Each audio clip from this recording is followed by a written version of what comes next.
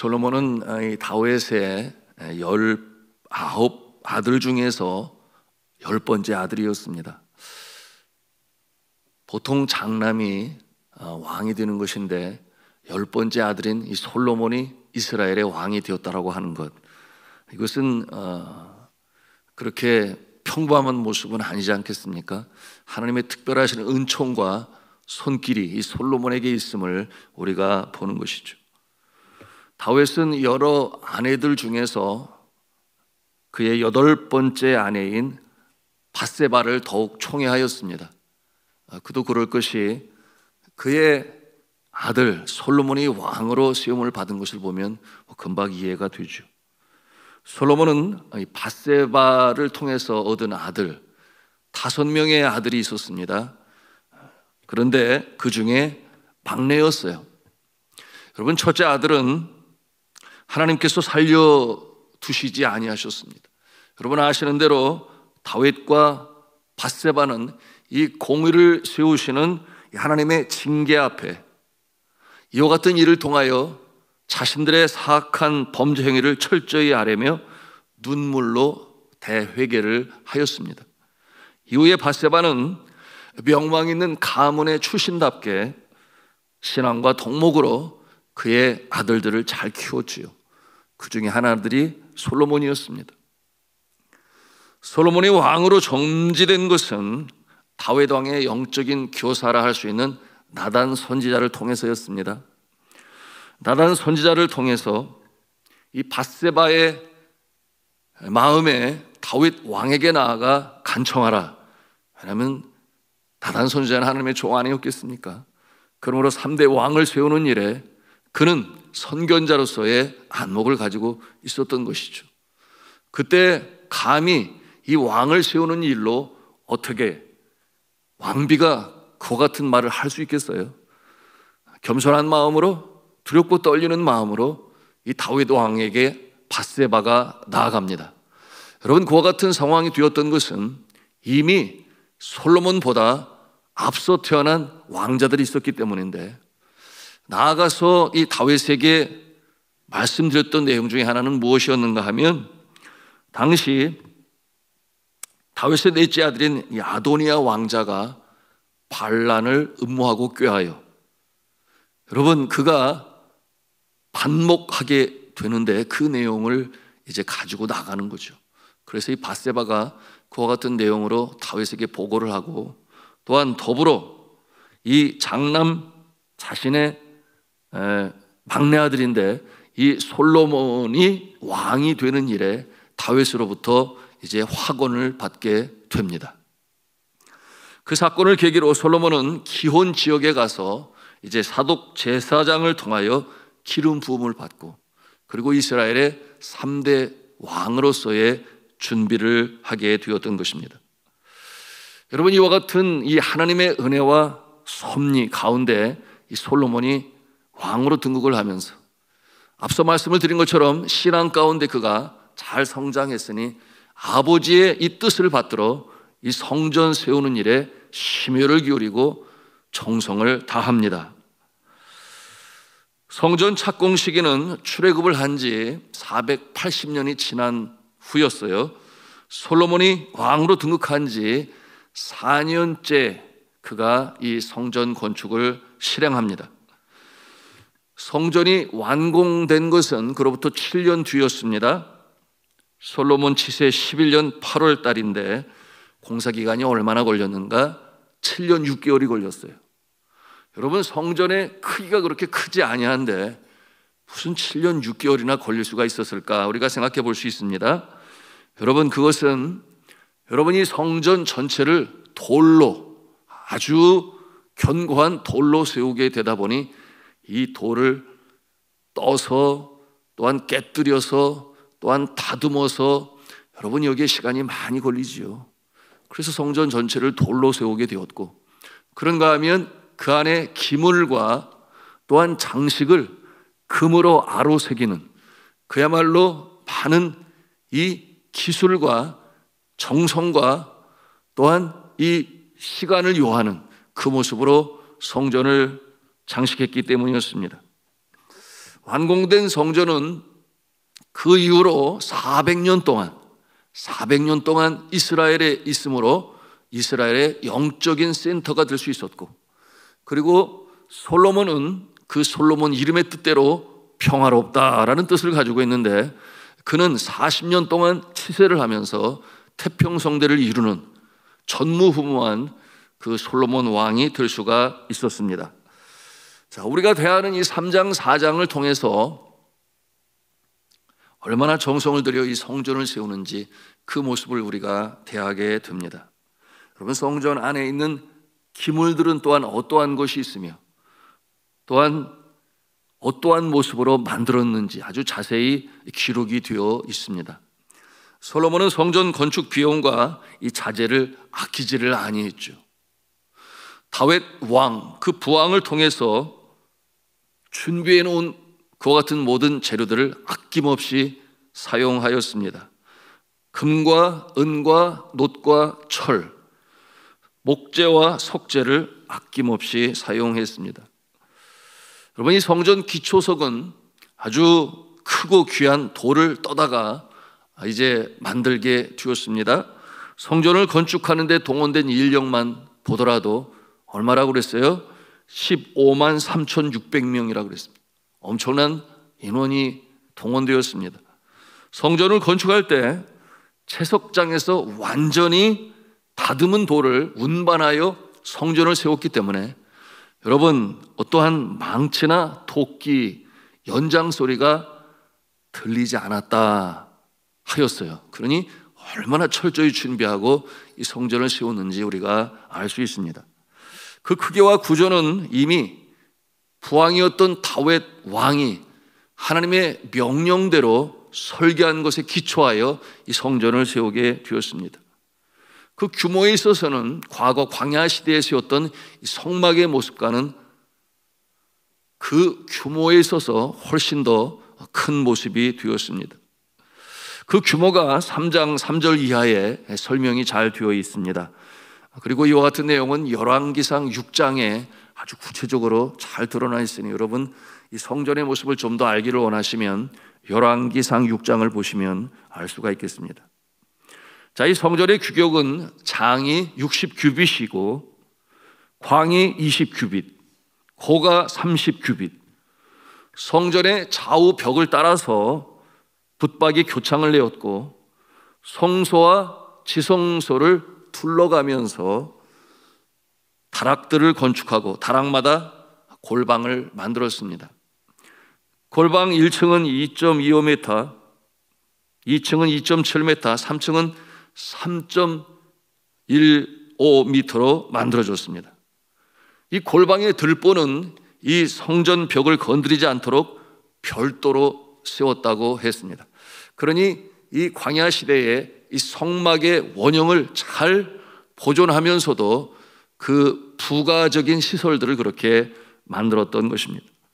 그리고 성막에 없었던 것을 이제 새롭게 추가하여 세우게 되었습니다. 오늘 3장 15절에 보니까 어떠한 내용이 있는가? 성전 앞에 두 기둥을 세웠다 그랬어요. 이 두 기둥의 높이가 8.2m이고 두께는 1.8m입니다. 왼쪽의 기둥을 이름을 지었으니 보아스라고 이름을 지었고 오른쪽에 있는 기둥은 야긴이라 그렇게 이름을 지었습니다. 그 이름의 뜻을 통해서 왜 세웠는지를 우리가 알게 되는데, 야긴은 그 뜻이 그가 세우신다, 하나님이 세우신다 그런 뜻이죠. 그리고 이 보아스는 그 뜻이 그가 힘이 있다 그런 뜻을 가지고 있습니다. 그런가 하면 오늘 본문 1절에 4장 1절에 놋으로 제단을 만드는 모습이 나오는데요, 여러분, 이 제단은 번제로 드리는 제단인 것이죠. 그 크기가 이 성막에 비하여 월등히 큽니다. 성막 시대의 그 놋단의 크기는 가로와 세로가 2.25m였어요. 우리가 상상해 볼 수 있죠. 그런데 높이는 1.35m였습니다. 그러니 사람의 키보다 낮은 그런 모습이 제단이었는데요, 그런데 이 놋단의 규모가 굉장히 커졌습니다. 그러므로 이 솔로몬 성전의 놋단의 크기는 가로가 9.12m, 세로가 9.12m, 높이가 4.56m 정도의 크기였습니다. 그러니 굉장히 큰 모습으로 이 제단이 세워진 것을 우리가 상상해 볼 수 있습니다. 그런데 이 놋단의 규모가 그렇게 커졌음에도 불구하고 그 재료는 변하지 아니하였으니 놋으로 만들었어요.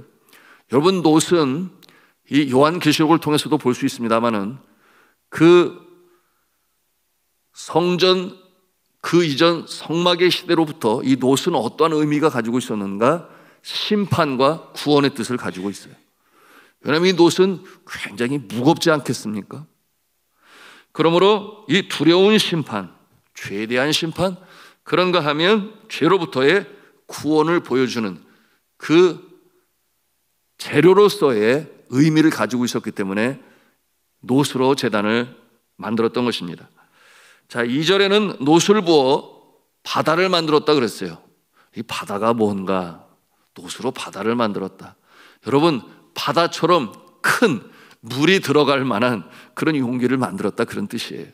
그래서 놋 바다라고 하는데, 놋으로 만든 이 바다는 마치 이 바다처럼 많은 물을 담아둘 수 있는 그와 같은 용기를 만들었다는 것이죠. 이 바다는 이 성전 입구와 그리고 이 놋 제단 사이에 만들어 두게 되었는데요. 여러분이 반구형의 이 놋 대야, 이 놋 바다의 크기는 어느 정도였는가? 직경이 4.5m, 길이가 2.28m, 원주는 13.68m로서 얼마나 담을 수 있는가? 44,000리터의 물을 담을 수가 있었습니다. 여러분, 이 바다는 3마리씩 황소, 오늘 말씀이죠, 12마리의 이 소가 받쳐 들고 있는 그와 같은 형태로 만들었습니다. 이 저장된 물은 이 제사를 드릴 때 이 손을 씻기 위하여 물을 저장하는, 오늘날로 말하면 뭐 물탱크라고 말할 수 있는데 왜 이렇게 크게 만들었을까? 여러분, 우리가 생각해 볼 수 있으니, 여러분 예루살렘 성지순례를 해보신 분은 알겠습니다만은 그렇게 많은 비가 내리는 곳이 아니에요. 물을 쉽게 구할 수도 없습니다. 그러므로 이렇게 큰 놋 바다를 만들어 물을 저장하고 그것을 물두멍으로 또한 옮겨서 사용하는 시스템을 그렇게 구축했던 것입니다. 그 다음에 우리 오늘 말씀 7절에 보니까 금으로 만든 등잔대 10개를 만들어서 내전 안에 두었다, 그렇게 말씀하고 있습니다. 여러분, 빛은 어디에 사용하였는가? 구약 시대에는 하나님의 상징으로서의 빛이요, 두 번째는 하나님의 말씀을 빛으로 또한 표현했습니다. 예수님께서 오셔서는 내가 이 세상에 있는 동안에는 내가 빛이로다, 그렇게 말씀하시므로 예수님이 빛이심을 나타내 보여주셨는데, 또한 예수 그리스도께서는 제자들에게 너희는 세상의 빛이라, 그렇게 또 격려하시며 말씀하셨습니다. 이와 같은 이 뜻은, 이 빛은 어둠을 이기는 능력이 있음을 우리에게 가르쳐 주고 있는 것이니, 이처럼 이 성전 안에 둔 이 금촛대, 그 불은 빛을 상징하는 것이요, 어둠을 물리치는 그 거룩과 심원을 나타내 보여주는 것입니다. 자, 궁금한 것은 그러면 과거 이 광야 시대의 성막과 또 이 솔로몬이 세운 이 성전, 그 어떤 차이가 있는지, 의미에서 그와 같은 모습이 있는 것인지 우리가 생각해 보면 흥미롭습니다. 비교해 보면 다음과 같아요. 성막의 모형은 하나님께서 모세에게 보여주셨습니다.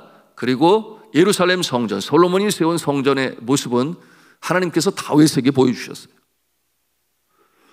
건축의 형태를 보면 성막은 조립식으로 되어 있어서 이동할 수 있게 그렇게 만들어졌다면, 이제 예루살렘 성전은 고정적인 건물로 그렇게 세워졌습니다. 구조를 보면 성막은 뜰과 성소와 지성소로 비교적 단순하게 만들어졌는데, 이 성전은 이 성막보다 50배 큰 규모로 만들어지게 되었는데, 그렇게 크게 된 이유는 이 성전 뜰 중에 이방인의 뜰이 따로 마련되었어요. 여러분, 이방인의 뜰이 마련되었다고 하는 것은 그처럼 많은 인부를, 이방인을 사용하는 것에서 그 뜻을 우리가 살펴본 것처럼 이제 이 하나님의 영광은, 또한 이 하나님께서 예배받으시는 그 모습은 비록 단지 이 유대인들 뿐만 아니라, 이스라엘 백성들 뿐만 아니라 이방인들까지도 그 하나님의 은혜의 자리에 참여할 수 있도록 배려하고, 또한 그 하나님의 뜻을 펼치는 모습이니, 바로 이 솔로몬의 성전은 이방인의 뜰을 만들어 그와 같은 이 예배를 드릴 수 있도록 이방인들도 초청한 것을 우리가 볼 수 있습니다. 사용 목재를 보면 성막에 사용되어진 목재는 주로 조각목이었습니다. 그런데 성전에 사용된 목재는 주로 백향목 그리고 잣나무였습니다. 훨씬 더 견고한 그리고 향이 좋은 나무들로 마련되었습니다. 또한 내부 장식재를 보면 성막의 장식재는 주로 배실이었고 그리고 짐승의 가죽이었습니다.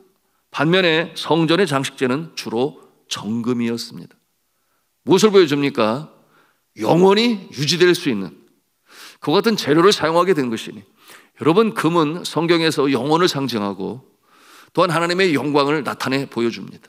그러므로 이 금을 통해서 이처럼 그 성전의 내부에 그 장식과 그리고 기물들을 만들었던 것입니다. 여러분, 이와 같은 모습을 통해서 이 하나님의 이 사랑의 은혜의 영원성을 강조하고자 했던 것이었습니다. 그리고 성막에서는 기도 중심의 예배를 드렸다고 한다면, 이 성전에서는 찬양과 감사 중심의 예배를 드렸습니다. 오늘날 시대에 교회에서는 다양한 의미를 포함한 예배의 요소를 가지고 하나님께 예배를 드립니다. 그러므로 감사가 담긴 기도와 찬양과 그리고 예물이 있습니다. 또한 이 하나님의 복을 기원하는 기도가 있으며, 또한 위로부터 내려주시는 그 하나님의 은혜를 받는 그와 같은 모습이 오늘 이 시대 예배 시간에 있습니다. 선포되어지는 말씀이 있으며 거기에 응답하는 성도의 다짐과 헌신이 있습니다. 그런가 하면 주의 종이 기원을 합니다. 복을 기원하는 축도가 있고, 이후에는 성도들과 함께 떡을 떼는 교제의 시간이 오늘 이 시대의 예배의 모습이 되었습니다. 여러분, 그런데 우리가 분명히 알아야 할 것이 있습니다. 여러분, 이 성전에서 드려지는 이 예배에 있어서, 제사에 있어서 가장 중요한 것이 무엇인가? 여러분, 그와 같은 예배의 모습, 또한 위로부터 내려주신 하나님의 은혜를 받는 그리고 기원하는 이 모습 중에 가장 중요한 이 속죄, 죄사함의 모습은 바로 예수 그리스도의 십자가의 보혈로 대체되었다고 하는 것입니다. 여러분, 구약시대 성전에서는 짐승을 잡아서 죄를 전가하고 그 제사를 드림으로 말미암아 죄사함을 입었다 한다면, 여러분, 이와 같은 모습은 신약시대 예수 그리스도께서 친히 죄물 드심으로 말미암아 우리의 죄를 사는 역사가 여러분 이루어지게 되었고, 그리고 그것이 이 성전 그리고 이후에 교회의 모습으로 이루어지게 된 것입니다. 우리가 이것을 잊어서는 아니 돼요. 여러분, 우리가 예배를 드릴 때에 우리가 기도를 드리고 감사의 예물을 드리고 찬양을 드리고 말씀을 듣고 또한 응답으로 헌신과 충성을 다짐하지만, 가장 중요한 것, 나의 죄를 씻기시는 것은 오직 예수 그리스도의 십자가의 보혈이다. 예수 그리스도의 십자가의 보혈이 우리에게 힘이 되고 능력이 되어 이 전쟁터 같은 세상에서도 승리하게 하신다. 여러분, 이와 같은 내용은 우리의 마음에 영원히 담아야 할 내용이 되는 것입니다. 우리가 이처럼 역대하를 통해서 성전을 배우고 알아갑니다. 그런데 우리의 가슴 속에 남아야 할 것, 가장 중요한 것, 그렇구나, 하나님께서 예비하신 그곳에서 우리가 예배를 드림으로 하늘의 신령한 은혜를 받게 되는데, 여러분, 이와 같은 자리에 참여하는 자에게 주시는 하나님의 사랑하심과 예수님의 은혜와 성령님의 이 교통하심이 날마다 예배를 드리는 자들에게 충만히 넘치기를 저는 주 예수 그리스도 이름으로 축원합니다.